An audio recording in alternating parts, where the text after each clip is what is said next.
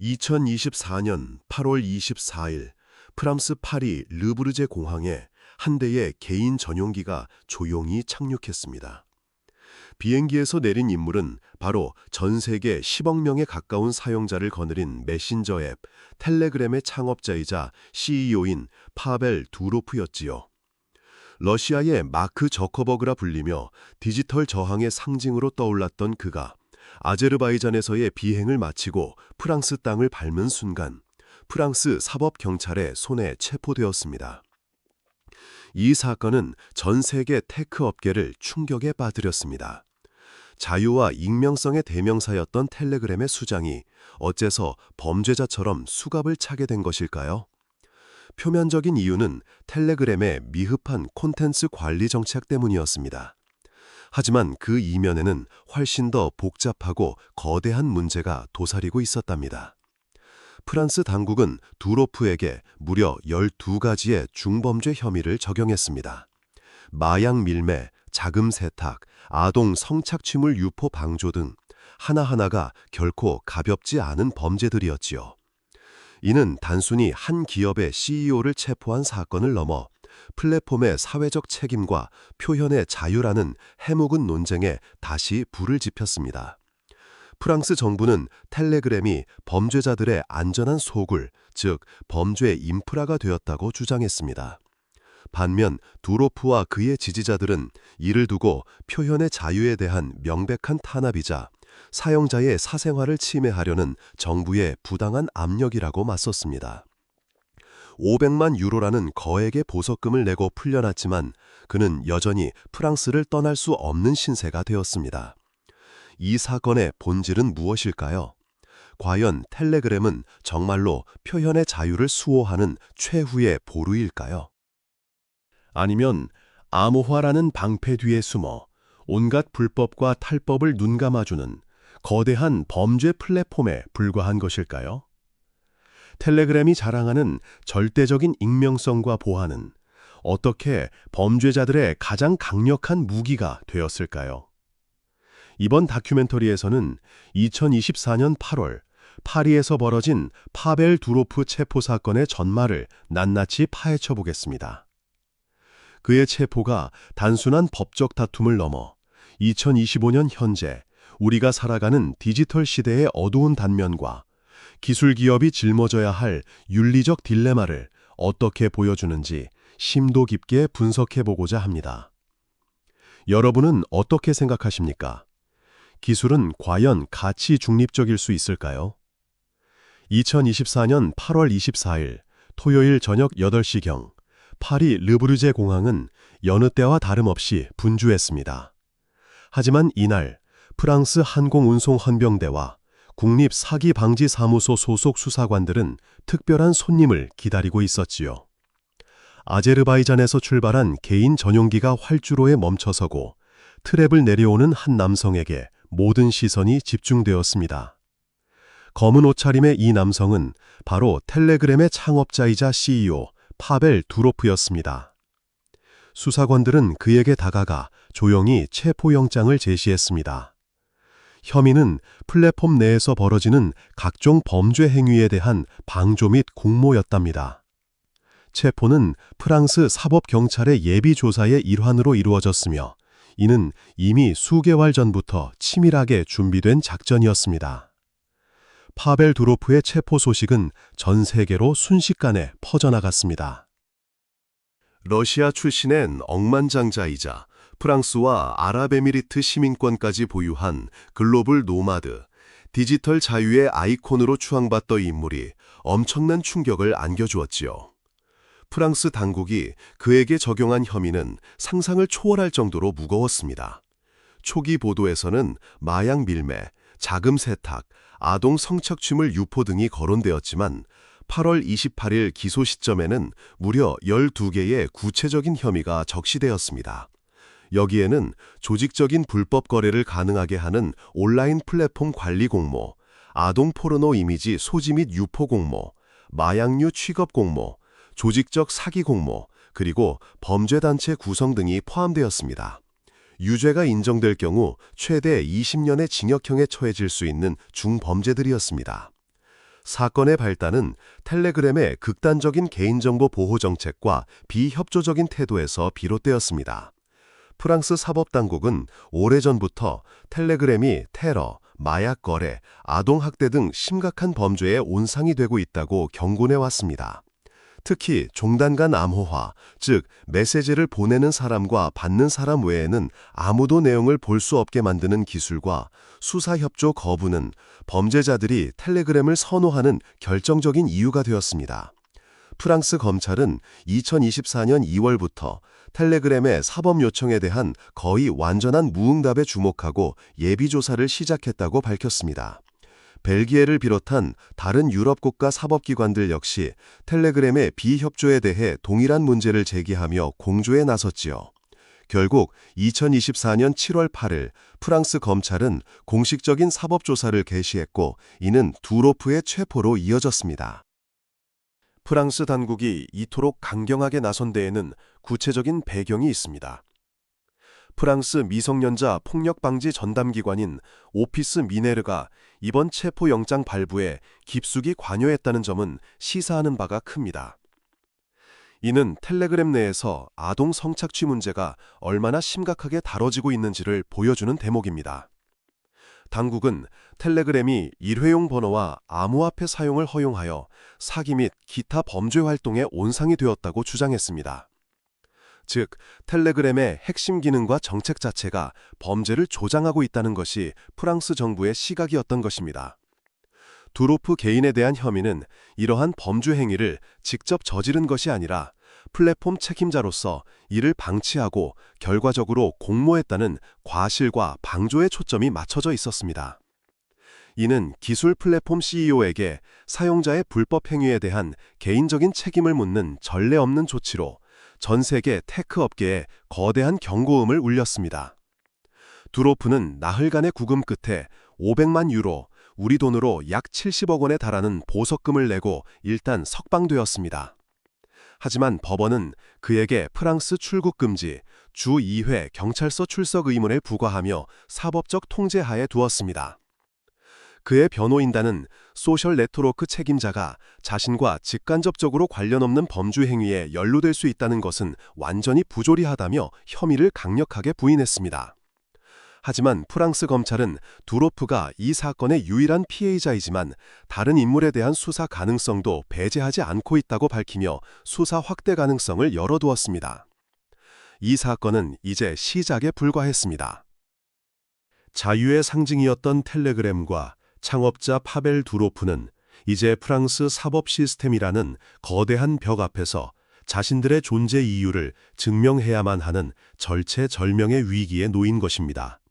2025년 3월 두로프는 감독 조건 변경을 요청했고 조사 판사는 그가 일시적으로 프랑스를 떠나는 것을 허용했습니다. 같은 달 그는 프랑스를 떠났고 7월부터는 판사에게 일주일 전에 통보하는 조건으로 한 번에 최대 2주까지 프랑스를 떠날 수 있게 되었습니다. 그러나 이 완화된 조치가 그의 법적 굴레가 벗겨졌음을 의미하는 것은 아니었습니다. 그의 법적 싸움은 여전히 현재 진행형이며 이 사건이 앞으로 기술 플랫폼의 책임 범위에 어떤 선례를 남길지 전 세계가 주목하고 있습니다. 파벨 두로프와 텔레그램의 이야기는 러시아에서 시작됩니다. 1984년 구소련 레닌그라드, 현재의 상트페테르부르크에서 태어난 파벨 두로프는 학자 집안에서 성장했습니다. 그의 아버지는 언어학 박사였고 어머니는 대학 강사이자 연구원이었습니다. 이러한 환경 덕분에 그는 어린 시절부터 뛰어난 지적 능력을 보였고 특히 수학과 컴퓨터 프로그래밍에 두각을 나타냈습니다. 그의 형 니콜라이 두로프는 절대적인 수학 천재로 국제 수학 올림피아드에서 여러 차례 금메달을 수상한 인물이기도 합니다. 이 두 형제의 협력은 훗날 텔레그램 탄생의 핵심 동력이 되지요. 파벨이 상트페테르부르크 국립대학교에서 언어학을 전공하던 2006년 그는 형 니콜라이와 함께 러시아 최대의 소셜 네트워크 서비스인 브콘탁테를 설립합니다. 브이콘탁테는 페이스북과 매우 유사한 서비스였지만 러시아 사용자들의 취향에 맞추어 파일 공유 기능을 강화하는 등 차별점을 두면서 폭발적인 인기를 얻었습니다. VK는 순식간에 러시아와 동유럽의 지배적인 소셜미디어 플랫폼으로 성장했고, 파벨 두로프는 러시아의 마크 저커버그라는 별명을 얻으며 젊은 나이에 억만장자 반열에 오릅니다. 그는 자유주의적 성향을 강하게 드러내며 정부의 통제에 저항하는 모습을 자주 보였습니다. 특히 2011년 러시아 총선 당시 부정선거에 항의하는 야권 시위대가 VK를 통해 조직화되자 러시아 연방보안국은 두로프에게 야권 커뮤니티 폐쇄와 사용자 개인정보 제출을 요구했습니다. 하지만 두로프는 이를 단호하게 거부하며 FSB의 요구 서한을 자신의 VK 페이지에 공개하는 대담함을 보였지요. 이 사건은 그가 러시아 정부와 돌이킬 수 없는 강을 건너는 계기가 되었습니다. 크렘린궁과 연결된 재벌들이 VK의 지분을 점차 사들이며 경영권을 압박해왔고, 결국 2014년 두로프는 자신이 창업한 회사에서 쫓겨나듯 최고 경영자 자리에서 물러나게 됩니다. 그는 VK 지분을 모두 매각하고 다시는 러시아로 돌아가지 않겠다며 조국을 떠났습니다. 이때 그는 이미 새로운 프로젝트를 구상하고 있었습니다. 바로 정부의 검열과 감시로부터 완벽하게 자유로운 커뮤니케이션 도구 텔레그램이었습니다. 텔레그램은 2013년 파벨이 아이디어와 자금을 대고 형 니콜라이가 MT 프로토라는 독자적인 암호화 프로토콜을 개발하면서 탄생했습니다. 텔레그램의 성장은 눈부셨습니다. 특히 개인정보 보호에 대한 관심이 높아지면서 텔레그램의 강력한 보안 기능은 전 세계 사용자들을 매료시켰습니다. 왓츠앱이 페이스북에 인수되면서 개인정보 유출에 대한 우려가 커졌을 때 텔레그램은 반사 이익을 얻으며 사용자를 대거 확보했습니다. 2018년에는 러시아 정부가 텔레그램 금지령을 내렸지만 IP 주소를 계속 우회하는 기술로 막아내며 디지털 저항의 상징으로 떠올랐습니다. 결국 러시아 정부는 2년 만에 금지 조치를 해제할 수밖에 없었지요. 이러한 과정을 통해 텔레그램은 단순한 메신저 앱을 넘어 억압에 저항하는 자유의 아이콘이라는 이미지를 구축했습니다. 텔레그램의 사용자 수는 기하급수적으로 증가했습니다. 2021년 초 5억 명을 돌파한 월간 활성 사용자 수는 2024년에는 9억 5천만 명을 넘어섰고 곧 10억 명 돌파를 눈앞에 두고 있습니다. 채널, 그룹 채팅 등 다양한 기능을 통해 단순한 메시지 교환을 넘어 컨텐츠 유통 플랫폼이자 거대한 커뮤니티로 발전했습니다. 특히 코로나19 팬데믹 기간 동안 비대면 소통이 증가하고 각국 정부의 감시와 통제에 대한 반감이 커지면서 텔레그램의 성장은 더욱 가속화되었습니다. 2025년 현재 텔레그램은 페이스북, 유튜브, 왓츠앱, 인스타그램, 틱톡에 이어 세계에서 가장 중요한 소셜미디어 플랫폼 중 하나로 자리매김했습니다. 하지만 이 눈부신 성장의 이면에는 어두운 그림자가 짙게 드리워져 있었습니다. 텔레그램이 제공하는 강력한 익명성과 보안은 범죄자들에게도 완벽한 은신처를 제공했습니다. 텔레그램의 채널과 그룹은 마약, 불법 무기, 해킹된 개인정보, 위조 지폐 등이 거래되는 블랙마켓으로 변질되었습니다. 아동 성착취물과 같은 극악무도한 범죄 컨텐츠가 버젓이 유통되었고, 극단주의 세력은 텔레그램을 선전과 조직원 모집의 도구로 활용했습니다. 영국의 반인종주의 단체 호프낫 헤이트는 텔레그램을 극우 및 반이민 단체들이 선호하는 앱이자 반유대주의 컨텐츠의 오물구덩이라고 지칭할 정도였습니다. 이러한 문제 제기에 대해 파벨 두로프와 텔레그램은 일관되게 플랫폼은 중립적이라는 입장을 고수했습니다. 그들은 자신들이 제공하는 것은 자유로운 소통의 도구일 뿐, 사용자들이 그것을 어떻게 사용하느냐는 자신들의 책임이 아니라고 주장했습니다. 각국 정부의 수사 협조 요청도 대부분 묵살했습니다. 이러한 태도는 텔레그램을 범죄의 온상으로 만드는 결과를 낳았고, 결국 프랑스 정부의 강경 대응을 불러일으킨 것입니다. 파벨 두로프는 자유의 투사를 자처했지만 그가 만든 자유의 왕국은 사실상 무법천지가 되어가고 있었던 셈입니다. 그의 체포는 이처럼 골마 터진 문제가 수면 위로 드러난 어쩌면 예견된 사건이었을지도 모릅니다. 텔레그램의 비즈니스 모델 또한 논란의 대상이었습니다. 10억 명에 가까운 사용자를 보유하고 있음에도 불구하고 텔레그램은 오랫동안 뚜렷한 수익 모델 없이 파벨 두로프의 개인 자산으로 운영되었습니다. 최근 프리미엄 구독 서비스와 광고를 도입하기 시작했지만 여전히 막대한 운영 비용을 감당하기에는 역부족인 상황입니다. 이는 텔레그램의 장기적인 지속 가능성에 대한 의문을 낳았고 일각에서는 불법적인 자금 흐름과의 연관성을 의심하기도 했습니다. 2026년 만기가 도래하는 25억 달러 규모의 채권 상환 문제와 맞물려 두로프는 기업 공개, 즉 주식시장에 회사를 상장하는 방안을 고려하고 있었지만 이번 체포 사건으로 그의 계획은 중대한 차질을 빚게 되었습니다. 결국 텔레그램의 성장은 자유라는 가치를 극단적으로 추구한 결과물이었습니다. 하지만 그 과정에서 사회적 책임과 법적 의무를 외면하면서 스스로를 위험에 빠뜨리는 역설적인 상황을 맞이하게 된 것입니다. 프랑스에서의 체포는 파벨 두로프와 텔레그램이 더 이상 이 딜레마를 외면할 수 없게 만드는 결정적인 계기가 되었습니다.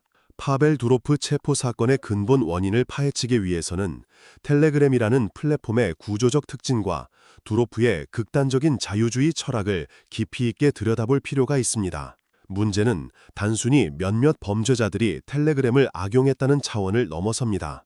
텔레그램의 핵심 설계 원칙과 운영 방식 자체가 범죄 활동을 유인하고 이를 단속하기 어렵게 만드는 구조적 문제를 내포하고 있었기 때문입니다. 프랑스 당국이 두로프에게 공모와 방조라는 혐의를 적용한 것도 바로 이 지점을 겨냥한 것이지요. 즉, 텔레그램이 범죄를 위한 완벽한 인프라를 제공하고도 그 책임을 회피해왔다는 것입니다. 첫 번째 근본 원인은 바로 관리 감독의 부재입니다. 2024년 기준으로 텔레그램의 월간 활성 사용자는 9억 명을 훌쩍 넘었지만 콘텐츠를 관리하는 인력은 고작 50여 명에 불과한 것으로 알려졌습니다. 이는 수만 명의 콘텐츠 관리 인력을 고용하고 있는 메타, 즉 페이스북이나 인스타그램과 비교했을 때 터무니없이 적은 숫자입니다. 두로프는 인공지능과 사용자 신고에 의존한다고 주장했지만 현실적으로 이 정도 인력으로는 10억 명에 가까운 사용자가 쏟아내는 방대한 콘텐츠를 감당하는 것이 불가능합니다. 이러한 의도적인 방치는 텔레그램을 불법 콘텐츠의 해방구로 만들었습니다. 마약, 무기, 해킹된 데이터, 아동 성착취물 등이 거래되는 수많은 채널들이 사실상 아무런 제재 없이 운영될 수 있었던 배경입니다. 두 번째 원인은 기술적 특성에 있습니다.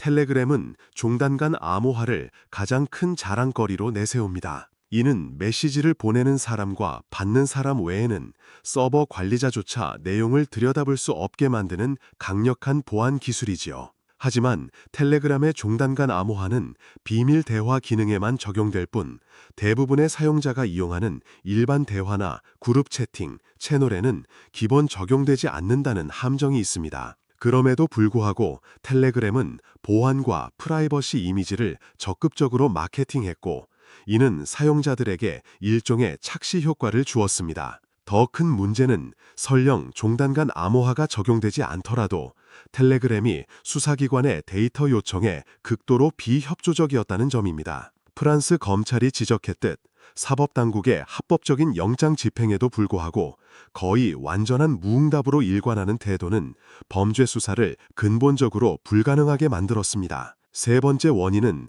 파벨 두로프 개인의 이념적 신념에서 찾을 수 있습니다. 그는 스스로를 정부의 통제에 맞서는 디지털 저항가로 규정하며 절대적인 표현의 자유를 신봉하는 급진적 자유주의자입니다.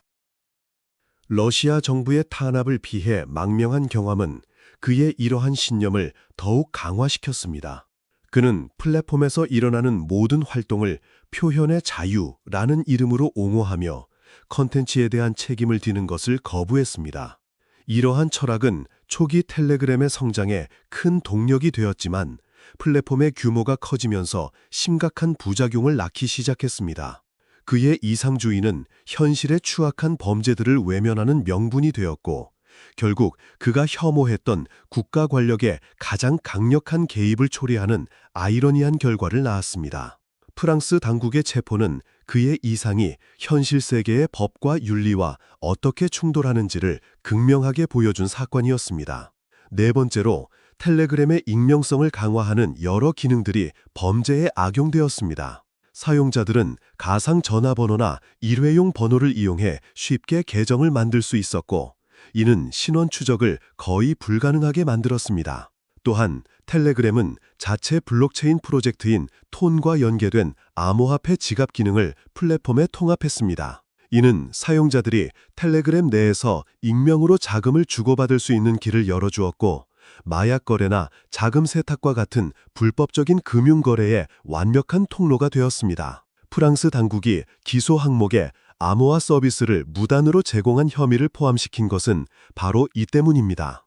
즉, 텔레그램은 단순한 메신저를 넘어 익명 계정 생성부터 불법 컨텐츠 유통, 그리고 암호화폐를 이용한 자금 세탁까지 이어지는 범죄 풀스택 서비스를 제공한 셈입니다. 마지막으로 유럽연합의 강화된 규제 환경도 이번 사태의 중요한 배경이 되었습니다. EU는 2024년부터 디지털 서비스법을 본격적으로 시행했습니다. 이 법은 거대 온라인 플랫폼에게 불법 컨텐츠 유포를 막고 투명성을 강화하며 당국에 협조할 강력한 의무를 부과합니다. 특히 월 사용자가 4,500만 명을 넘는 초거대 온라인 플랫폼으로 지정될 경우 더욱 엄격한 규제를 받게 됩니다. 텔레그램은 사용자 수를 의도적으로 축소 보고하여 VLOP 지정을 피해왔다는 의혹을 받아왔습니다. 프랑스 당국의 이번 조치는 DSA를 기반으로 플랫폼의 책임을 강력하게 묻겠다는 EU의 의지를 보여주는 신호탄으로 해석될 수 있습니다. 텔레그램이 더 이상 규제의 사각지대에 머무를 수 없다는 명확한 메시지를 던진 것입니다. 결국 파벨 두루프의 체포는 개인의 일탈이 아닌 텔레그램의 구조적 문제, 창업자의 이념, 기술적 특성, 그리고 변화된 규제 환경이 복합적으로 작용한 필연적인 결과물이었던 것입니다. 파벨 두루프의 체포는 텔레그램이라는 기업과 전 세계 테크 산업에 즉각적이고 강력한 파급 효과를 가져왔습니다. 가장 먼저 텔레그램의 기업 이미지와 신뢰도는 하루아침에 추락했습니다. 자유와 저항의 상징으로 포장되었던 이미지는 범죄 방조 플랫폼이라는 오명으로 뒤바뀌었지요. 이는 단순히 감성적인 문제를 넘어 기업의 미래와 직결되는 실질적인 위협으로 다가왔습니다. 특히 두로프가 야심차게 중개하던 기업 공개, 즉 주식시장 상장을 통한 자금 조달 계획에 치명타가 되었습니다. CEO가 중범죄 혐의로 기소되고 출국 금지 상태에 놓인 기업에 선뜻 투자할 투자자는 많지 않기 때문입니다. 2026년 만기가 돌아오는 거액의 채무를 상환해야 하는 텔레그램으로서는 심각한 유동성 위기에 직면할 가능성도 배제할 수 없게 되었습니다. 법적인 결과 역시 매우 심각합니다. 두로프에게 적용된 12가지 혐의는 프랑스 법에 따라 최대 20년의 징역형까지 선고될 수 있는 중범죄들입니다. 물론 프랑스 사법 절차상 예비 기소가 반드시 재판이나 유죄 판결로 이어지는 것은 아니지만 수년간의 지리한 법정 다툼은 불가피해 보입니다. 이 과정에서 두로프 개인의 활동이 크게 제약될 뿐만 아니라 회사의 경영에도 막대한 공백이 생길 수밖에 없습니다.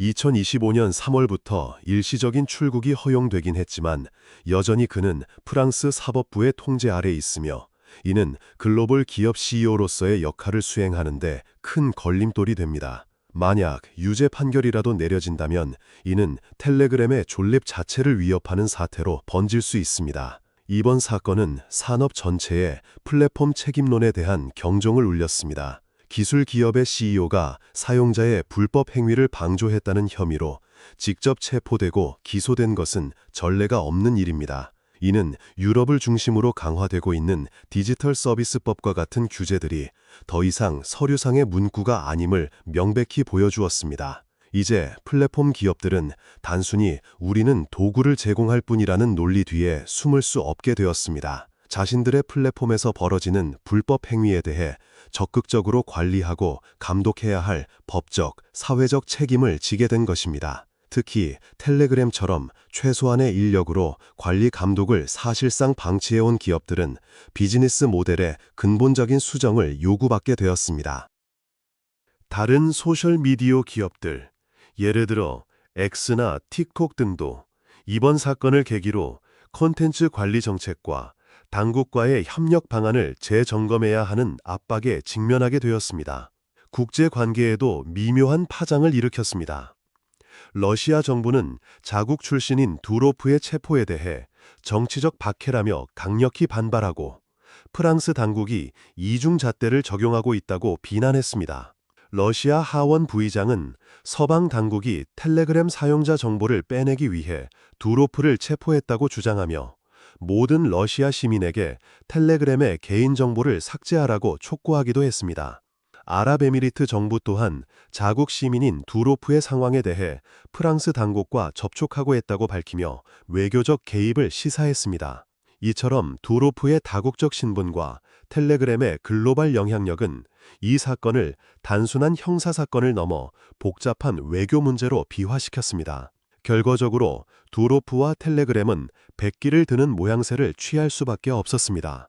체포 이후 두로프는 자신의 텔레그램 채널을 통해 텔레그램의 콘텐츠 관리를 비판의 영역에서 칭찬의 영역으로 바꾸겠다고 선언했습니다. 그는 불법 활동에 연루된 0.001%의 사용자가 전체 플랫폼의 이미지를 훼손하고 있다며 일부 기능의 변경을 예고했습니다. 실제로 텔레그램은 익명의 행위자들에 의해 악용되던 블로깅 도구의 신규 미디어 업로드를 비활성화하고 봇과 사기꾼 문제가 있던 주변 사람 찾기 기능을 삭제하는 등의 조치를 취했습니다. 더 나아가 2024년 9월에는 서비스 약관과 개인정보 보호 정책을 업데이트하여 유효한 법적 요청이 있을 경우 규칙을 위반한 사용자의 IP 주소와 전화번호를 관련 당국에 공개할 수 있음을 명시했습니다. 이는 과거 절대 불간섭 원칙을 고수하던 것과는 180도 달라진 태도로 사실상 프랑스 사법당국의 압력에 굴복한 것으로 해석됩니다. 하지만 이러한 변화가 텔레그램의 근본적인 딜레마를 해결해 줄지는 미지수입니다.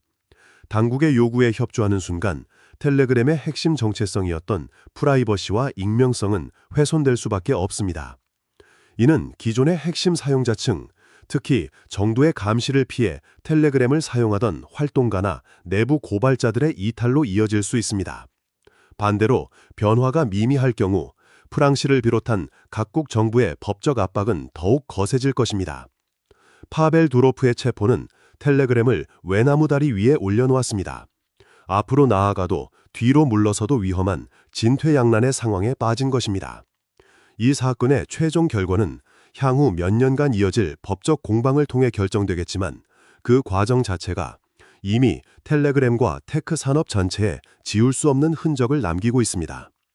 파벨 두로프와 텔레그램이 겪고 있는 딜레마는 결코 새로운 것이 아닙니다. 기술의 발전과 사회적 책임 사이의 갈등은 디지털 플랫폼의 역사에서 반복적으로 나타난 문제입니다. 텔레그램 사태를 더욱 명확하게 이해하기 위해서는 비슷한 도전에 직면했던 다른 플랫폼들의 사례와 비교해 볼 필요가 있습니다. 특히 암호화 기술과 표현의 자유를 둘러싼 논쟁은 여러 기업들을 시험대에 오르게 했지요. 대표적인 사례로 왓츠앱과 시그널을 들 수 있습니다. 왓츠앱은 텔레그램과 마찬가지로 종단건 암호화를 기본으로 제공하는 세계 최대의 메신저 앱입니다. 이 때문에 왓츠앱 역시 범죄나 가짜뉴스 유포에 악용된다는 비판에서 자유롭지 못했습니다. 특히 인도에서는 왓츠앱을 통해 유포된 허위 정보가 집단폭력과 살인으로 이어지는 끔찍한 사건들이 발생하면서 인도 정부는 왓츠앱에 메시지의 최초 유포자를 추적할 수 있는 기능을 도입하라고 강력하게 요구했습니다. 이는 사실상 암호화를 무력화하라는 요구였지요. 왓츠앱의 모 회사인 메타는 사용자의 프라이버시를 침해할 수 없다며 이를 거부했고 인도 정부와 수년간 법적 다툼을 벌이고 있습니다. 하지만 왓츠앱은 텔레그램과 결정적인 차이가 있습니다. 바로 모 회사인 메타의 존재입니다. 메타는 막대한 자본력과 법무팀, 그리고 정보와의 협상력을 동원해 이러한 압박에 대응하고 있습니다. 또한 불법 콘텐츠 관리를 위해 수만 명의 인력을 고용하고 인공지능 기술에 막대한 투자를 하고 있다는 점도 텔레그램과는 대조적입니다. 텔레그램이 나홀로 모든 압박을 감당해야 하는 것과는 상황이 다른 것입니다. 또 다른 비교 대상은 비영리 단체가 운영하는 메신저 앱 시그널입니다. 시그널은 보안 전문가와 프라이버시 옹호자들 사이에서 가장 안전한 메신저로 평가받습니다. 에드워드 스노든이 사용을 권장하면서 유명해졌지요. 시그널 역시 텔레그램처럼 강력한 암호화 기술을 기반으로 하지만 운영 방식에서 큰 차이를 보입니다. 시그널은 비영리 재단에 의해 운영되기 때문에 상업적 이익이나 주주의 압력에서 자유롭습니다. 또한 사용자로부터 최소한의 데이터만을 수집하는 것을 원칙으로 합니다. 수사기관이 시그널에 정보 제공을 요청해도 그들이 제공할 수 있는 정보는 사용자의 가입일과 마지막 접속일 정도에 불과합니다.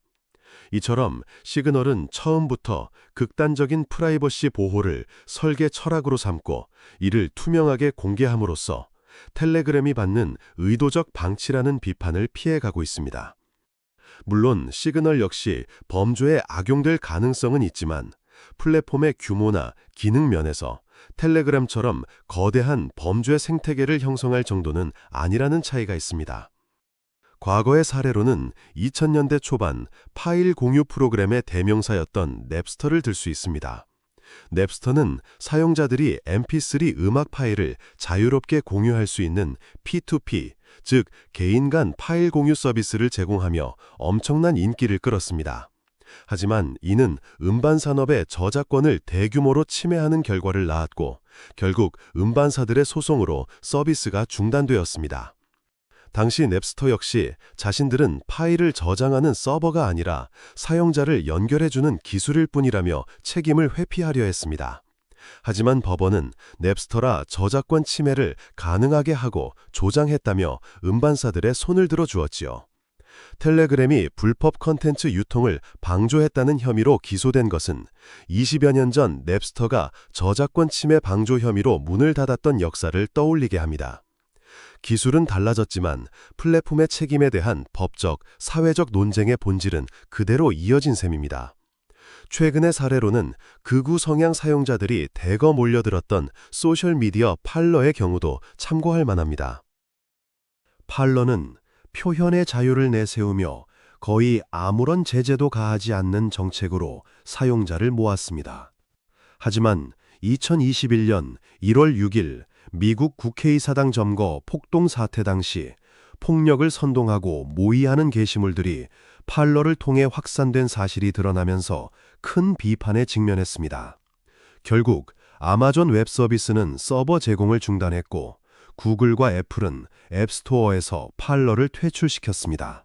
이는 플랫폼이 사회적 책임을 다하지 않을 경우 다른 기술 기업들에 의해 인프라 자체를 차단당할 수 있다는 것을 보여준 중요한 사례입니다.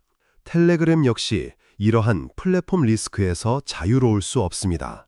이러한 사례들과 비교해 볼 때 텔레그램의 문제는 더욱 명확해집니다.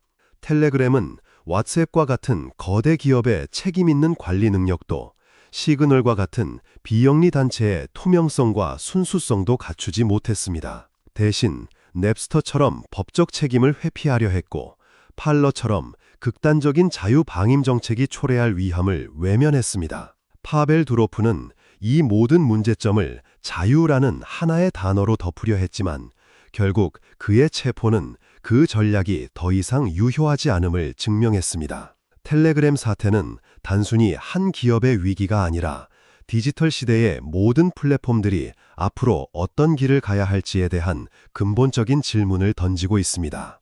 파벨 두로프의 체포 사건은 결국 자유는 공짜가 아니다라는 오래된 격언을 다시 한번 상기시킵니다. 텔레그램이 추구했던 절대적인 자유와 익명성은 디지털 유토피아가 아닌 범죄와 혼돈이 뒤섞인 디스토피아적 공간을 만들어냈습니다. 이번 사건의 핵심 통찰은 기술 플랫폼이 더 이상 사회적 책임이라는 의무에서 벗어날 수 없다는 것입니다. 코드와 서버 뒤에 숨어 우리는 중립적이라고 외치던 시대는 막을 내렸습니다. 프랑스 사법당국의 조치는 전 세계 정부와 규제기관들이 플랫폼의 책임을 강력하게 묻기 시작했다는 명백한 신호탄이며, 이는 2025년 현재 거스를 수 없는 흐름이 되었습니다. 앞으로 텔레그램과 파벨 두로프 앞에는 몇 가지 시나리오가 놓여 있습니다. 첫째, 프랑스 사법부의 요구를 전격 수용하고 적극적으로 규제에 순응하는 길입니다. 이는 단기적으로 법적 리스크를 해소하고 기업 공개의 길을 다시 열 수 있겠지만, 텔레그램의 핵심 정체성이었던 프라이버시 가치를 훼손하며 핵심 사용자층의 대거 이탈을 불러올 수 있습니다. 둘째, 기존의 저항 노선을 유지하며 법적 투쟁을 계속하는 것입니다. 이 경우 순교자 이미지를 얻으며 일부 지지층을 결집시킬 수는 있겠지만, 프랑스를 시작으로 유럽 전역에서 사업이 금지될 수 있으며 CEO의 신변이 계속해서 위협받는 최악의 상황에 직면할 수 있습니다. 가장 현실적인 시나리오는 두 가지 사이에서 위태로운 줄타기를 하는 것입니다. 최소한의 협조 제스처를 취하며 규제 당국을 달래는 동시에 기술적 우회로를 통해 사용자들에게는 여전히 안전한 피난처라는 인식을 주려 노력하는 것이지요. 하지만 이 어정쩡한 태도는 양쪽 모두로부터 신뢰를 잃게 만들 수 있습니다. 이 사건은 우리에게 몇 가지 중요한 비즈니스 교훈을 던져줍니다. 첫째, 성장 지상주의의 함정을 경계해야 합니다. 텔레그램은 사용자를 빠르게 늘리기 위해 극단적인 정책을 사용했지만, 그 과정에서 쌓인 사회적 부채가 결국 부메랑이 되어 돌아왔습니다. 지속 가능한 성장은 윤리적 책임과 함께 갈 때만 가능하다는 점을 명심해야 합니다. 둘째, 리스크 관리의 중요성입니다. 텔레그램은 법적, 규제적 리스크를 의도적으로 무시했고, 이는 CEO가 체포다는 최악의 결과로 이어졌습니다. 기업은 자신을 둘러싼 사회적, 법적 환경 변화를 민감하게 감지하고 선제적으로 대응해야 합니다. 셋째, 창업자의 이념이 기업의 발목을 잡을 수 있다는 것입니다. 파벨 두로프의 개인적인 신념은 텔레그램의 성공 신화를 썼지만, 동시에 기업을 위기로 몰아넣은 원인이 되기도 했습니다. 기업이 일정 규모 이상으로 성장하면 창업자의 이상보다는 현실적인 법과 제도, 그리고 사회적 요구에 부응하는 시스템을 구축하는 것이 중요합니다.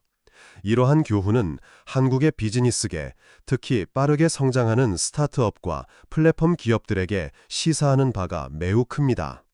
한국 역시 빨리빨리 문화 속에서 성장을 위해 사회적 책임이나 법규 준수를 소홀히 하는 경우가 종종 있습니다.